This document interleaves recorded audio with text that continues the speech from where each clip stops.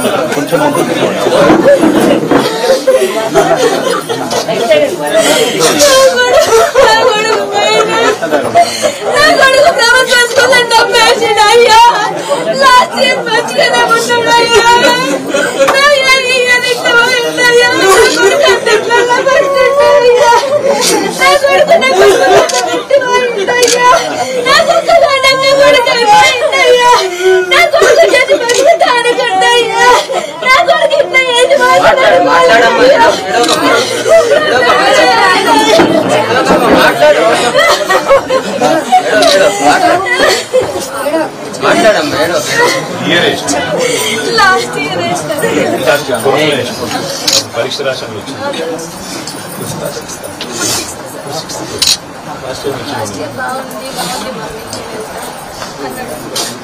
అసలు 10 days back ఏమైతే మాకు తెలియదు జస్ట్ వర్క్ అవుతుంది పంపించేస్తున్నాం కానీ తెలుసు వచ్చేసినాం 1 week నాకు మెసేజ్ వస్తున్నామని అంటే నేను పంపించాను సరే తర్వాత చిన్నగా తెలిసింది కానీ పిడిచి వచ్చింది అన్నమాట సార్ బాగా వస్తుంది నా కొడుకు 2 రోజులైంది సార్ పోయి మంగళవారం పోయిండు శుక్రవారం కడుపు నొప్పినే కాల్ చేసింది సార్ సచ్చిన శివాన్ని తీసుకొచ్చి అడేది నాకేం తెలియదు మొత్తం పచ్చబడిపోయిండు సార్ పాపని కూడా చెప్తలేరు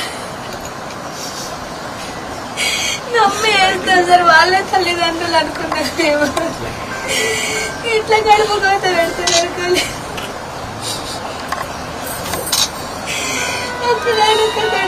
పెట్టుకున్నాను సార్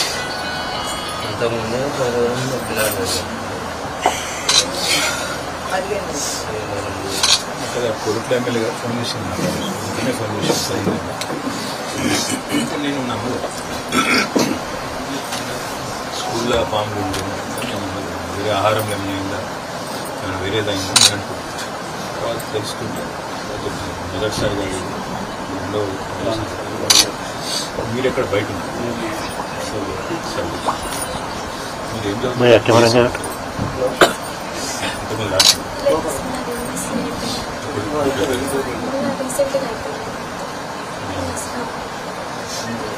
పాప చంద్రుడు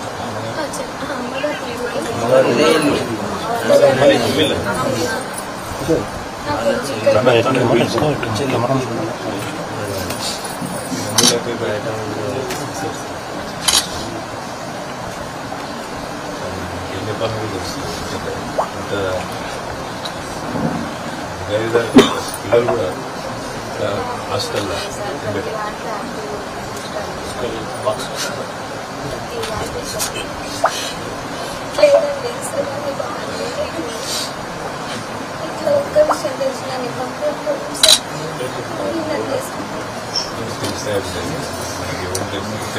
జరిగిన విషయం అన్న చెప్పాలి కదా సార్ ఇంతమంది కడుపు పోతే ఎట్లా సార్ చెప్పు నా కొడుకు పోయిండు ఇంకా అంతమంది పిల్లలు భవిష్యత్తు అడు ఉంది సార్ ఎట్లా సార్ మీరు చెప్పారు అందరు వాళ్ళని నమ్మే వేసినాం కదా సార్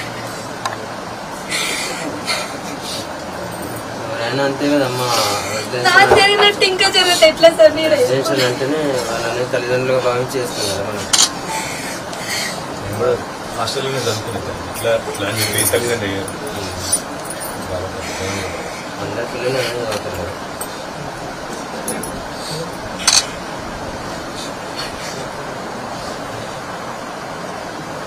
సిస్టర్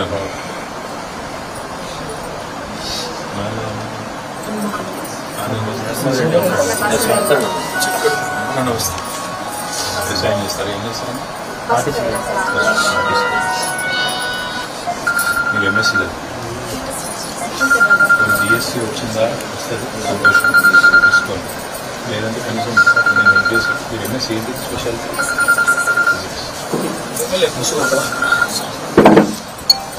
ఒకవేళ బిఎస్సీ వచ్చి వస్తుందని సంతోషం, కాకపోతే నేను ఇక్కడ ప్రైవేట్ నేను ఇస్తాను. ఇప్పుడు నేను చేయలేము కానీ కనీసం వచ్చి ఇప్పుడు మాత్రం ధైర్యంగా భవిష్యత్తు అన్నీ ఉంటావా, వస్తావా?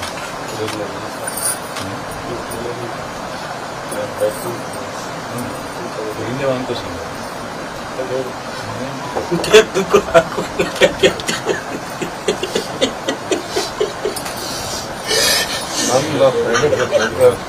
చేస్తాం. నీ చేతిలో ఉంది, నీ చేతిలో ఏమన్నా నా చేతిలో ఉంది. పిల్లలకు ఇట్లా కావద్దని ఎవరు ఏ తల్లిదండ్రులైనా కోరుకుంటారు.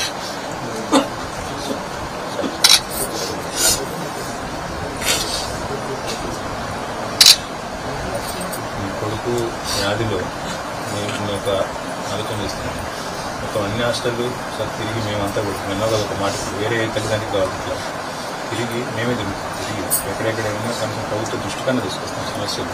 ఇంకెవరికి కావాలి ఇట్లా వేరే రకంగా ఏమైనా అయితే వేరు కానీ అనారోగ్యం వేరు అన్యాయంగా నమ్మి తల్లిదండ్రులు నమ్మి ఆడేస్తే ఇట్లా జరుగుతుంది. తల్లిదండ్రులకు మంచిది కాదు. ప్రభుత్వమే తల్లిదండ్రులకి ఉండాలి. ప్రభుత్వం హాస్టల్ చేసిన ఆ పని చేస్తుంది. కొడుకు కోసం నువ్వు అన్న మాట కోసం ఆ పని చేస్తుంది. వేరే వాళ్ళకి ఎవరికైనా జరుగుతుంది, నువ్వు జరిగినా చదువుకోగలుగుతున్నాను. మీ ఆరోగ్యం ఎంతమంది పిల్లలతో మీరేం చేస్తుంది ఇక్కడ మీరు ఎక్కడ హైదరాబాద్ మీ పార్టీస్ ఉన్నారా?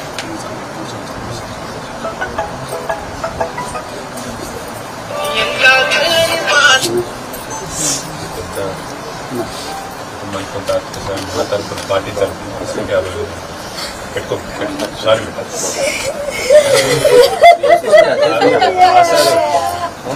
వేరే సారీ సారీ సారీ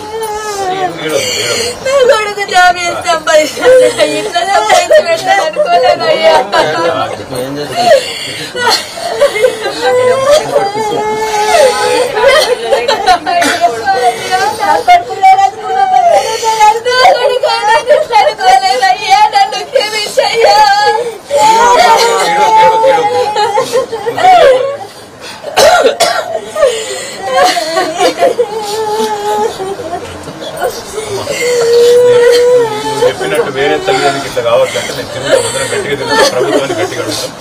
నువ్వు జర్రా ధైర్యం ఉండు, అమ్మ నాన్న కూడా పెద్దోళ్ళు ధైర్యం ఉండు. నువ్వు కూడా ఫోన్ ఇక్కడనే ఉంటా అంటే చెప్పు, నేను చూస్తాను.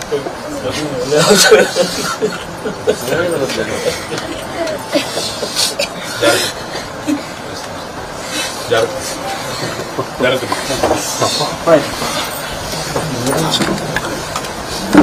మీరు జాగ్రత్త.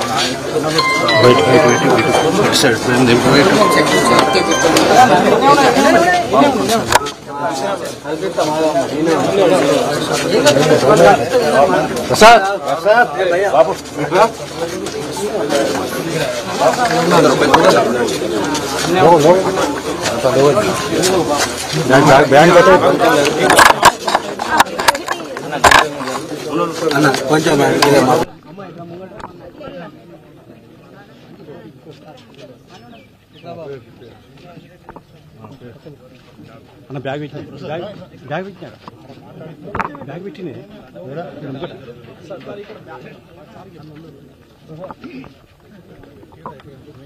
అనమాట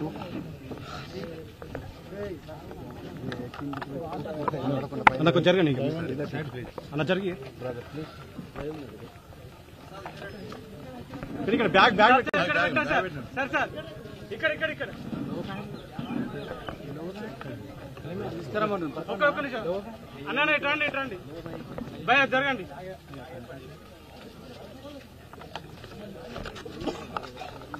కొంచెం కింద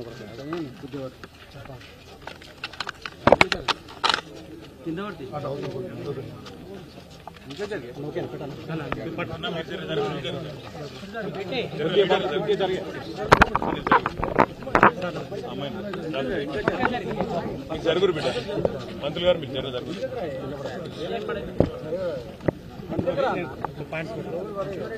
ప్రభుత్వానికి మీడియా సోదరులందరికీ నమస్కారం. నా కొడుకును ప్రభుత్వ పాఠశాలలో వేసిన వాళ్ళే తల్లి తండ్రి అనుకొని వేసిన. నా కొడుకు చనిపోయింది సరే, నాలాంటి కడుపు కోత ఏ తల్లికి రావద్దయ్యా. నా లాంటి కడుపు కోత ఏ తల్లికి రాకుండా చర్యలు తీసుకోవాలని ప్రభుత్వాన్ని కోరుకుంటున్నాయ్యా.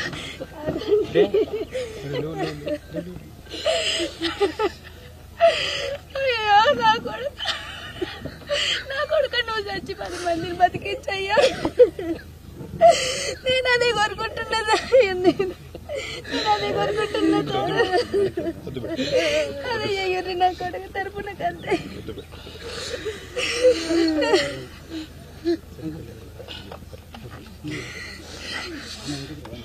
ఇప్పుడే మీరు ఆ తల్లి బాధను మీరు విన్నారు.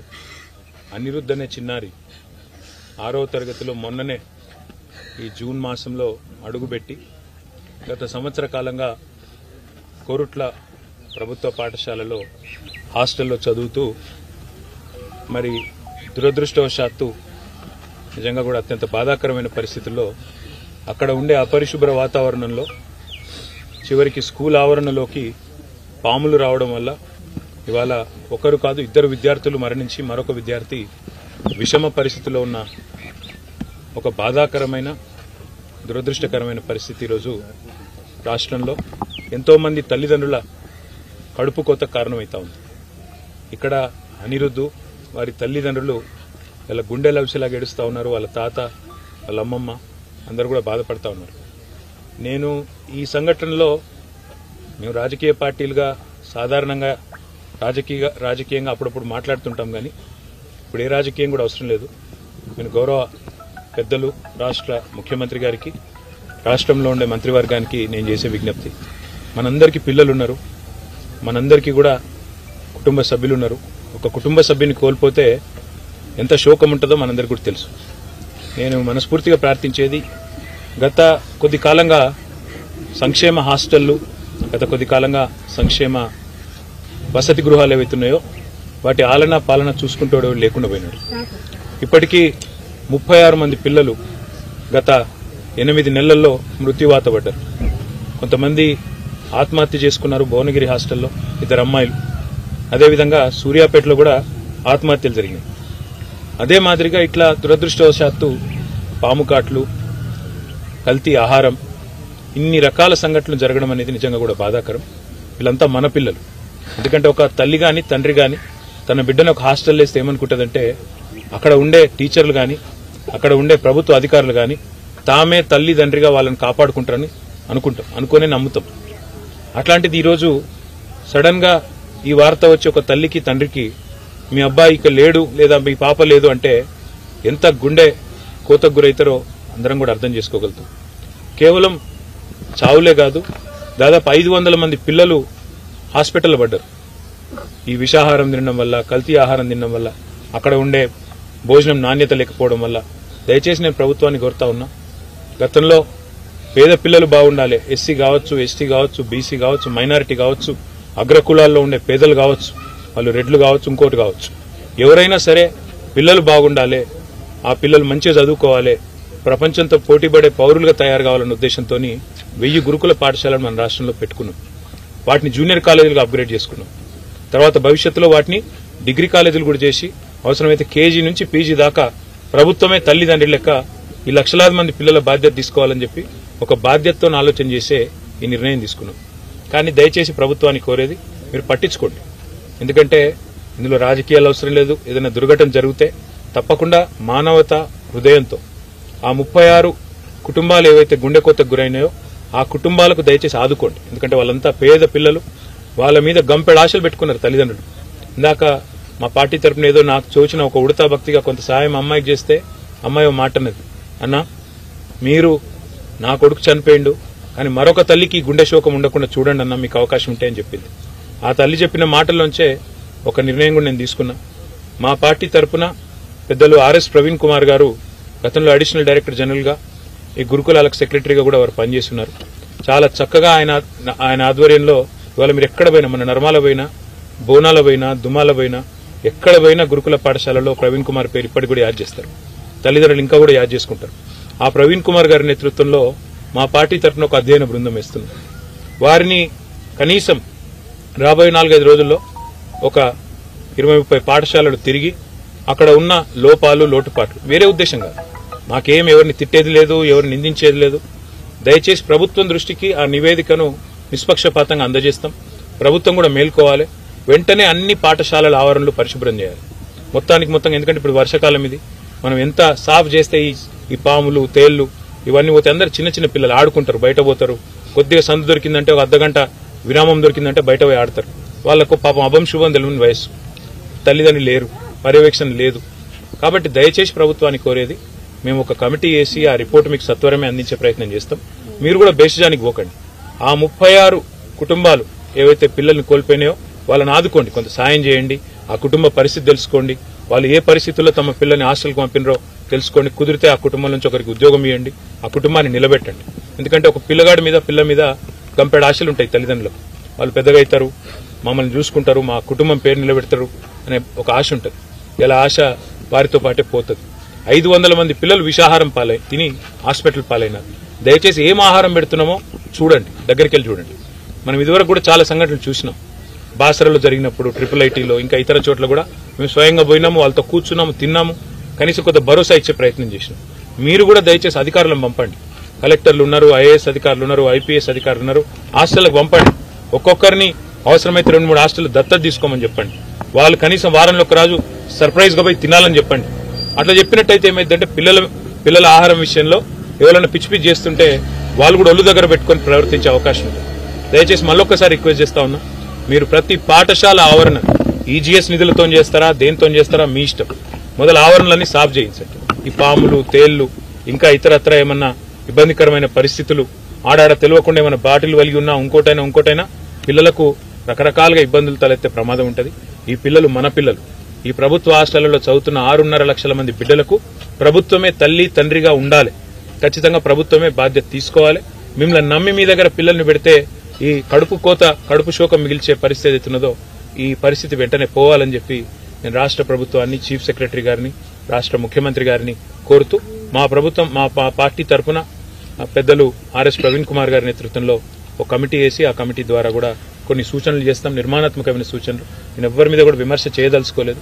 కేవలం ప్రభుత్వం ఈ బాధాకరమైన పరిస్థితిని మాత్రం గమనించి వెంటనే ఈ ఇబ్బందికరమైన పరిస్థితి అవుతుందో దీన్ని తొలగించే ప్రయత్నం చేయాలని చెప్పి నేను ప్రభుత్వాన్ని హృదయపూర్వకంగా కోరుతూ, పాత్రికేయ మిత్రులకు కూడా ఒక ప్రార్థన, దయచేసి ఎక్కడన్నా మన నియోజకవర్గంలో కావచ్చు, మన జిల్లాలో కావచ్చు, ఎక్కడన్నా ఇట్లాంటి సమస్యలుంటే ఇందులో కూడా బేసిజమే అవసరం లేదు.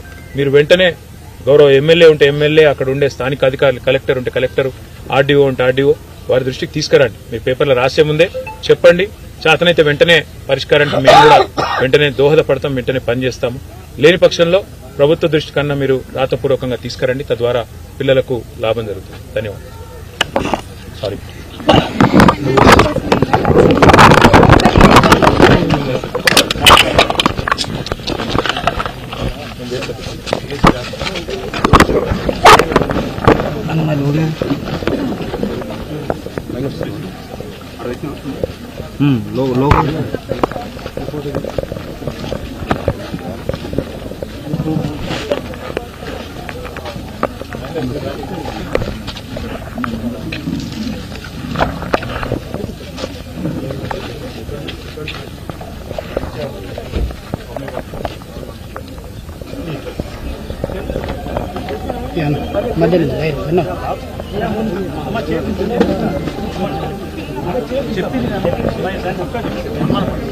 నెంబర్ తీసుకుంటా